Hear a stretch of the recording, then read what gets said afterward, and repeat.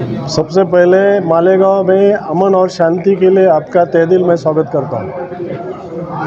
मालेगांव में बकरीद और एकादशी के अवसर पे जो त्यौहार मनाया जाने वाला है उसमें हिंदू और मुस्लिम बांधव दोनों इकट्ठा आके अच्छी तरह से वो एक दूसरे को अच्छा सहयोग देके वो त्यौहार मनाएंगे। उसमें अभी जो शांता कमेटी की मीटिंग हुई वो मीटिंग में सभी सदस्यों ने और अपने आमदार साहब, मुफ्ती साहब और बाकी सब मालेगांव के प्रतिष्ठित नागरिकों ने ये ऐलान किया है कि हम शांति रखेंगे, मालेगांव का नाम कभी मिटने नहीं देंगे, मालेगांव को बुरा नाम कभी आने नहीं देंगे। और इसमें हमारा पुलिस प्रशासन पूरा सज्ज है। हमारे एसपी साहब, एडिशनल एसपी और हमारे एसपी, बाकी एसडीपी और पूरे सभी ऑफिसर्स और स्टाफ, ये उनके साथ में काफ़ी बलाबल हम लोगों ने यहाँ पे दिया है। काफ़ी बड़ा तादाद में फोर्स भी डिप्लॉय किया है। उसमें एसआरपी रहेगी, उसमें रिजर्व फोर्स रहेगा, उसमें केआरटी भी रहेगी और जो बीडीडीएस टीम और बाकी जो जितने भी हमारे ऑर्गेनाइजेशंस हैं वो सब मालेगांव के ऊपर ध्यान देने वाले हैं। सोशल मीडिया में किसी ने अफवाह फैलानी नहीं चाहिए, उसके लिए भी हमारा साइबर क्राइम और मीडिया यूनिट ये अलर्ट है और इसमें हम शांति चाहते हैं। सभी लोगों का हम एक आह्वान करते हैं कि सब लोग अमन से अपना त्यौहार मनाएं। हमारी पुलिस दल के वो तरफ से उनको शुभकामनाएं।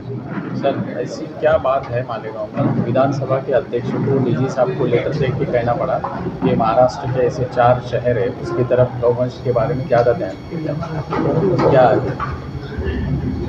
वेलकम। देखो, जो गौवंश के बारे में वो कानून हो चुका है, उसमें कानून का अमल बजावनी और कानून का पालन सब लोगों ने करना चाहिए।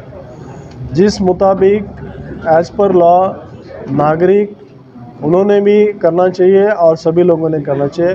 कानून किसी ने हाथ में नहीं लेना चाहिए और जो कानून हाथ में लेगा उस हाथ पे बड़ी कठोरता से हम पेश आएंगे। ज़रूर कानून का पालन करें, हम लोग आपको सहयोग करेंगे, आपका सम्मान करेंगे। धन्यवाद।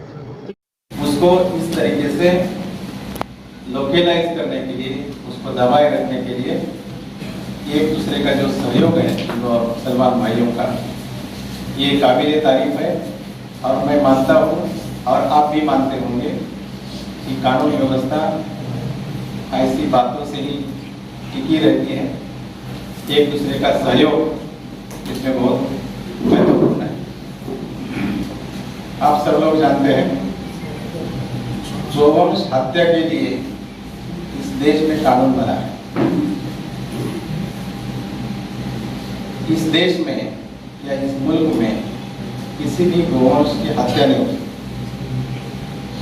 यदि ये नहीं हो सकता तो इस प्रकार के जानवर लाना और पुलिस को काम पे लगाना मेरे हिसाब से ठीक बात नहीं है। जैसे कि आमदार साहब ने बताया कि हमको कुर्बानी करनी है, तो कुर्बानी करने के लिए जो भी परमिटेड एनिमल्स हैं उनकी आप कुर्बानी करें और इस कानून का आप पालन करें। दूसरी तरफ से गो रक्षा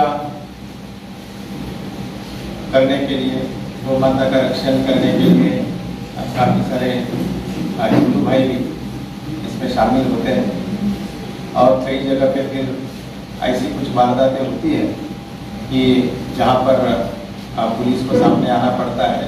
बाद में कुछ केसेस दाखिल होते हैं, कुछ लोगों पे कार्रवाई करनी पड़ती है। तो मैं हिंदू भाई जो गो रक्षा में जुटे हुए थे उनको भी मैं अनुरोध करना चाहूँगा कि आप कोई भी मालूमात आपको मिलती है, जानकारी मिलती है, तो इसकी जानकारी आप पुलिस को दे दें। आप खुद इसमें कार्रवाई ना करें, क्योंकि आप खुद गए और वहाँ पे कुछ घटनाएं हुई तो इसमें फिर कानून सामने आ जाता है, केस बन जाती है, वहाँ पे कुछ झगड़ा होने के चांसेस होते हैं। तो कृपा करके आपको जो भी जानकारी मिलती है उसकी जो जानकारी है वो हम तक पहुंचाए।